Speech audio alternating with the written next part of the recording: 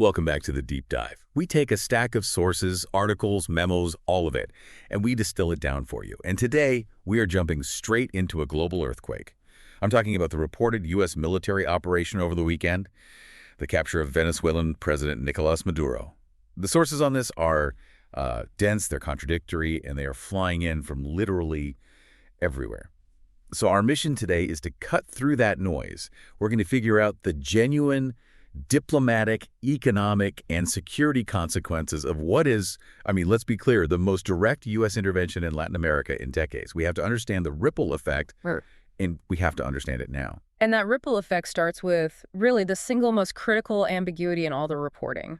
It's the framing. The core disagreement globally right now is just what to call this thing. Is it a capture, maybe an arrest tied to U.S. criminal indictments? Or is it, as you're hearing from many other governments, a kidnapping and a severe violation of sovereignty? That's not just semantics, is it?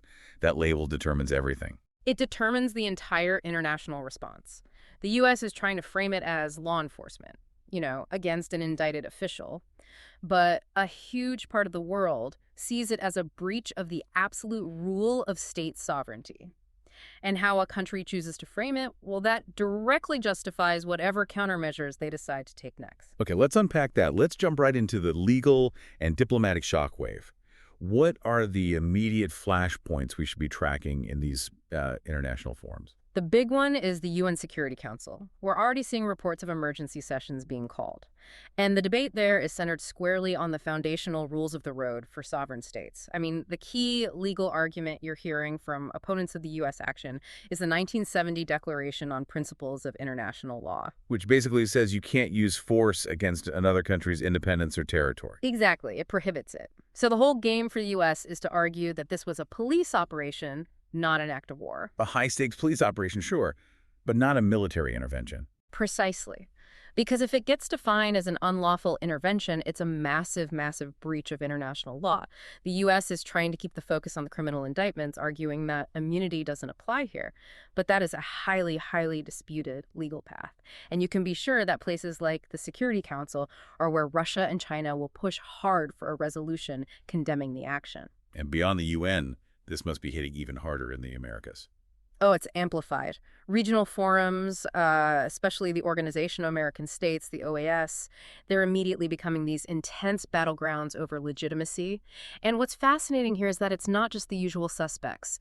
Even states that were traditionally opposed to Maduro's policies, they see this as a dangerous revival of, regime change norms. Right, and that phrase regime change, that has a long, complicated history in the region. We're talking precedents set decades ago. And that history is potent. It touches the deepest regional anxieties about intervention. For so many nations in Latin America, U.S. actions in the 20th century meant instability, civil war, military dictatorships. So when they see the U.S. physically remove a sitting head of state, they don't see a criminal arrest. They see a historical playbook being reopened. And that memory, it unites governments from the left and the right across the region against this kind of precedent. So let's bring it home for the listener. Why should you care about all this maneuvering at the UN and the OAS? Does a condemnation resolution actually, hurt the U.S. in any real way? It matters intensely because it establishes the cost. If key countries, especially these influential emerging economies, conclude the U.S. acted outside the legal framework, they will coordinate a response. And that is not just a sternly worded press release. This is where the practical cost comes in. Okay. It could translate into those countries reducing cooperation on totally unrelated things. Think about it. Refusing intelligence sharing, blocking U.S. nominees to financial institutions, maybe even expanding legal challenges against American businesses. That is the price of legitimacy, and you pay for it with reduced influence on the world stage. That reframes the stakes entirely. So let's pivot from the legal theory to the practical reaction on the ground. Where is this split alignment showing up among our immediate partners? The polarization was immediate, and it's significant. The condemnation is broad. Our sources are detailing a joint condemnation from frankly, a pretty critical group. Who are we talking about? Spain, for one, then Brazil, the region's largest economy, Colombia, a crucial U.S. security partner, and then you have Chile, Mexico, and Uruguay. That's not a radical bloc. Those are traditional democratic partners. Exactly. And their primary objection, it's not Maduro, it's the method. They've reportedly called the U.S. action a dangerous precedent. For states on the border like Brazil and Colombia, stability is everything. They might dislike Maduro, but they fear the fragmentation and, frankly, the refugee crisis that an intervention triggers far more. And then you have the distress from states that were actually aligned with Venezuela, like Cuba. Why does this hit them so hard? It's all about the oil infrastructure. For years, Venezuela provided Cuba with vital subsidized oil. In exchange, Cuba sent thousands of doctors, teachers, security personnel. That whole arrangement, that economic and security lifeline, is now completely unstable. Cuba has to denounce the action because its own energy security and, frankly, its internal stability are immediately threatened. So the practical effect is just chaos. It's severe. Cooperation on all the things we rely on, managing migration through the Darien Gap, counter-narcotics, trade negotiations, it all just got incredibly complicated. When governments view this as an unacceptable breach of sovereignty, they're simply less willing to help the U.S. on other priorities. Trust has been eroded, and trust is the currency of cooperation. I see. The well of goodwill just runs dry. Now, here's where it gets really interesting for global stability. How are geopolitical rivals, Russia, China, Iran, how are they leveraging this? For them, this is a massive information plus influence opportunity. They don't need to deploy a single soldier. They just need to deploy a narrative. And what's that narrative? They're leveraging this in three core ways. First, they're painting the U.S. as completely inconsistent on sovereignty and the rule of law. They just point to the U.S. defending Ukrainian sovereignty while, simultaneously violating Venezuelan sovereignty. An hypocrisy argument. A very powerful one. Second, they're working to harden non-aligned states against U.S. leadership. Countries in Africa, Asia, the Middle East.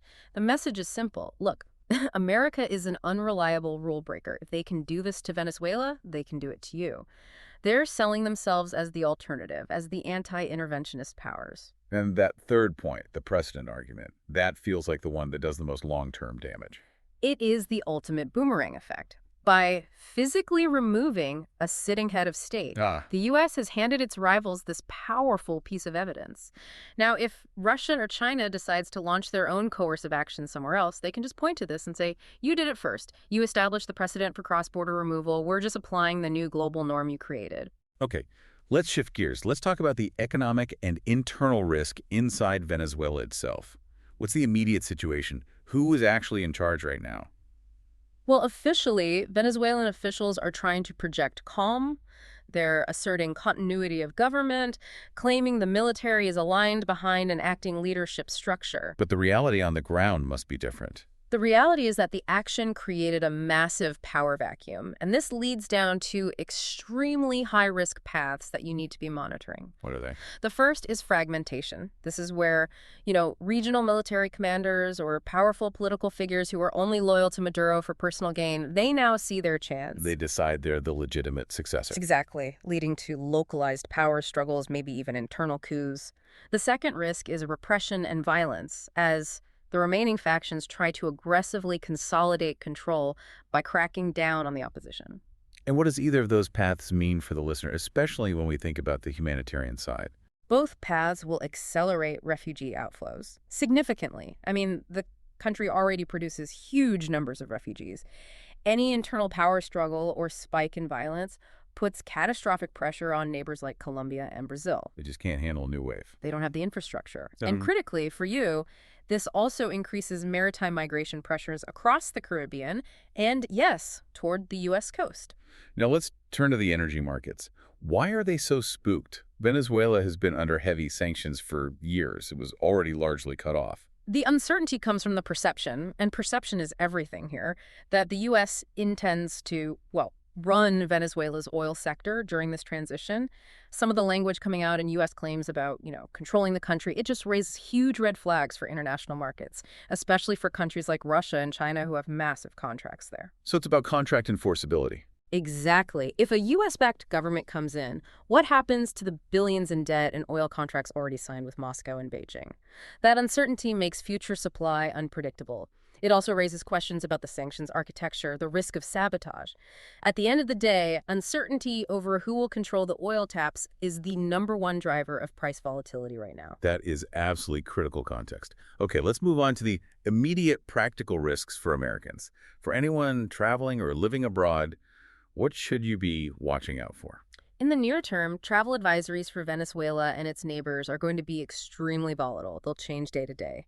But globally, we see two immediate risks. First, expect heightened anti-U.S. protests in some key capitals. This could even be outside Latin America. They'll be targeting embassies, consulates, and, highly visible American brands. And the second risk? The second is the risk of detention leverage.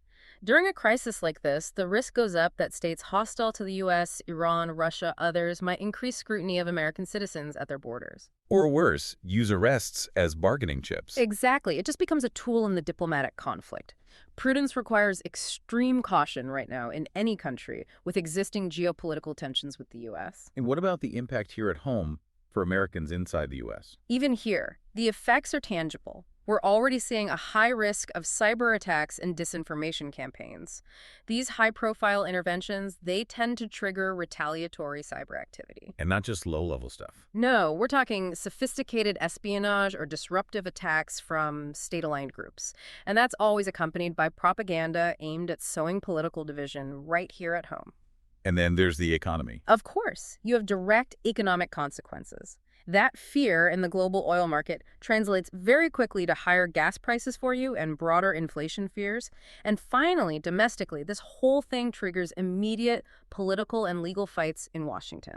Right. I want to pause on that. What's the core of the constitutional argument happening now? It all boils down to the separation of powers.